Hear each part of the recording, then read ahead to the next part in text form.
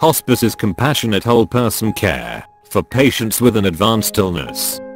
Its aim is to alleviate suffering and improve the quality of life by providing medical and nursing care, emotional and spiritual support to patient and family. The hospice movement was initiated with the establishment of St. Christopher's Hospice in London in 1967 by Dame Cicely Saunders. Since then the movement has spread to every continent on the globe. In Malaysia, hospice care is available in almost all the main towns. This service is provided by NGOs as well as some public and private hospitals. One of the first hospice programs in Malaysia began in Penang as a community service in 1992. Since then, this has grown to 8 services, including inpatient care.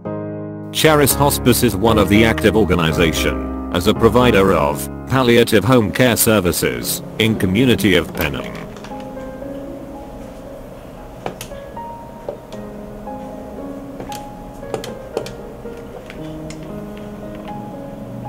Hello Lina.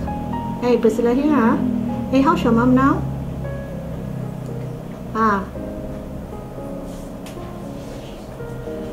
Just give him plain water. Alright, plain water lah. Did you manage to boil the porridge water for her? You haven't lah. If you can, that will be good for her. Okay, that will be good for her if you can lah. And then how about her turning now? You have turned her to the side already? Okay.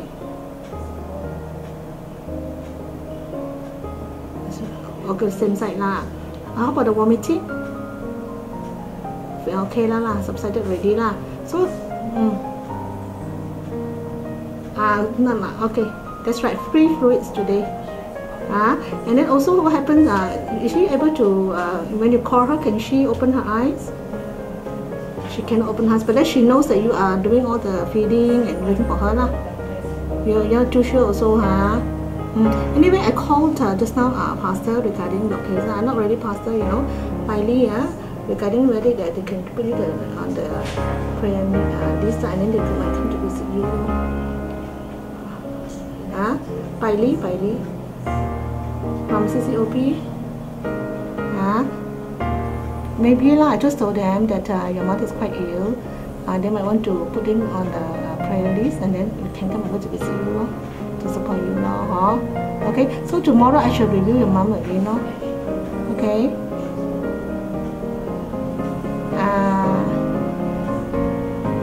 Okay, so good. There's some support for you lah. All right, okay. I see you tomorrow then, Lina. Okay, bye bye. Bye. Yeah. Dr. Wu Lu Chan is a medical director of Charis Hospice since year 2004. Today, Penang Net TV has conducted a very meaningful interview with Dr. Wu. We wish more people would have a better understanding of this non-profit organization. I thank you for this opportunity to share with you a little bit what Charis Hospice is all about. Charis Hospice is a non-profit organization offering free palliative home care services to mainly cancer patients in Penang, irrespective of race and religion.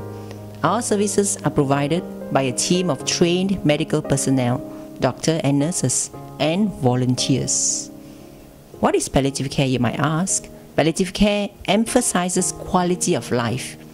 It enables the patient to be as comfortable and as independent as possible by aiming for good symptom control, for example, pain control.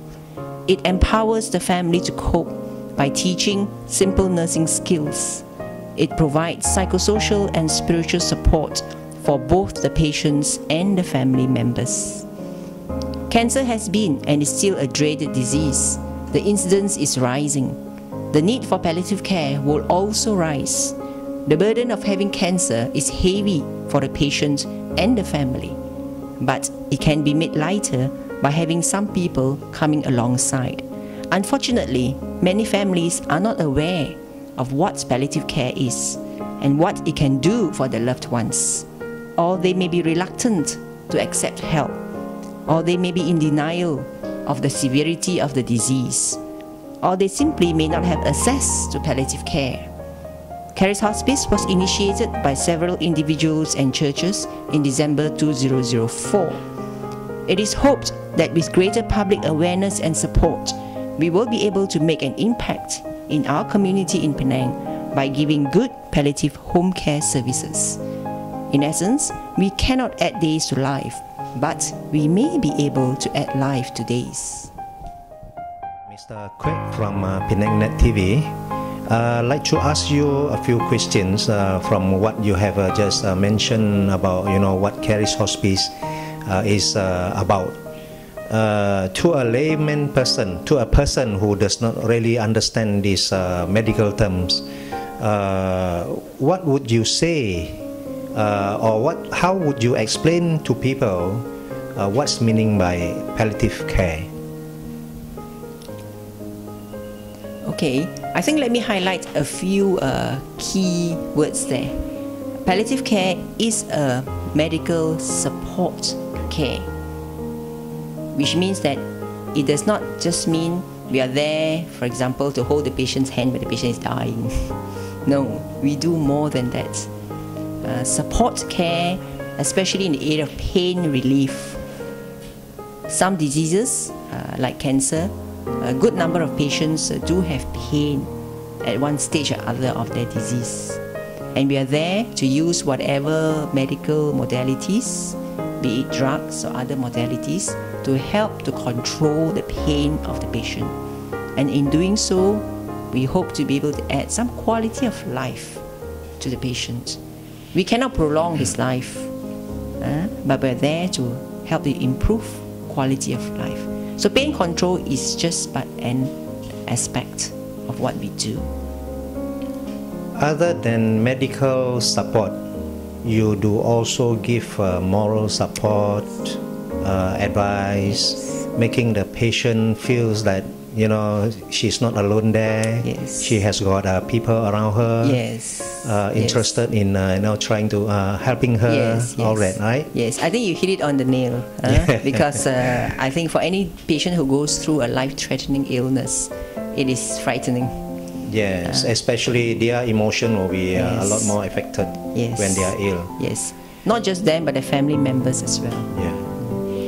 So how would you, how would this interested party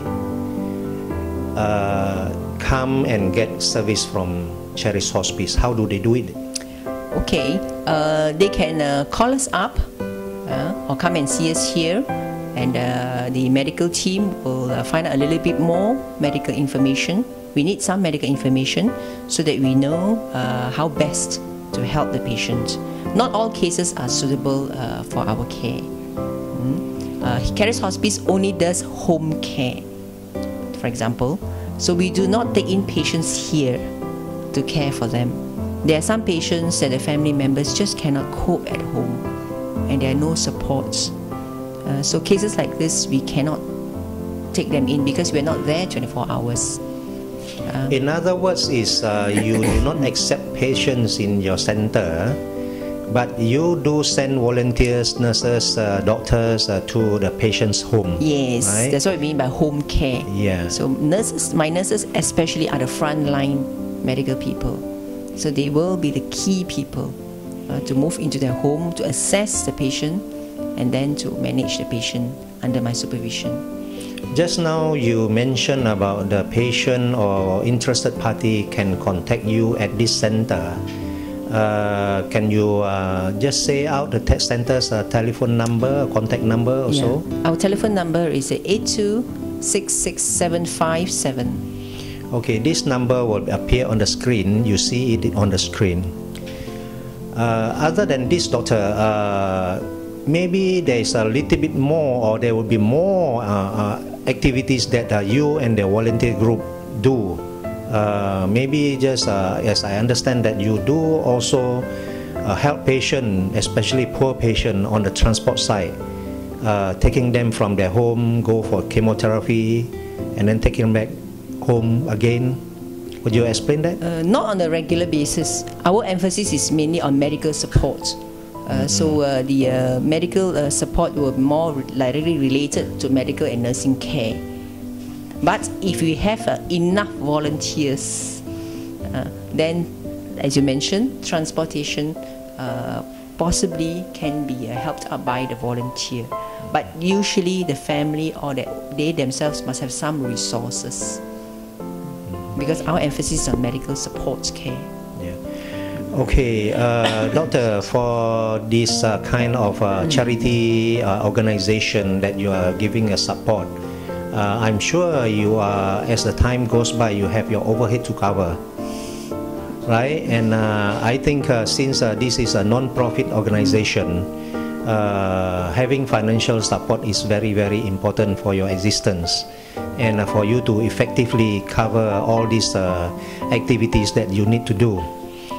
Would you appeal, or how would you like, if there is any people who would like to donate the money to this Charis Hospice, other than what we know that you have started with the food carnival in this Sinkang school the last Saturday. How would you like any donation to come into this Charis Hospice? Well, we welcome all sorts of donations, and we are very thankful that in March this year we received our tax exempt status, and I believe that will be able to help us broaden our financial support base. But I must say that this work has been possible because of some solid support from some churches and a few individuals who have backed us right from the beginning. Without the backing, it would not have been possible to start off this work.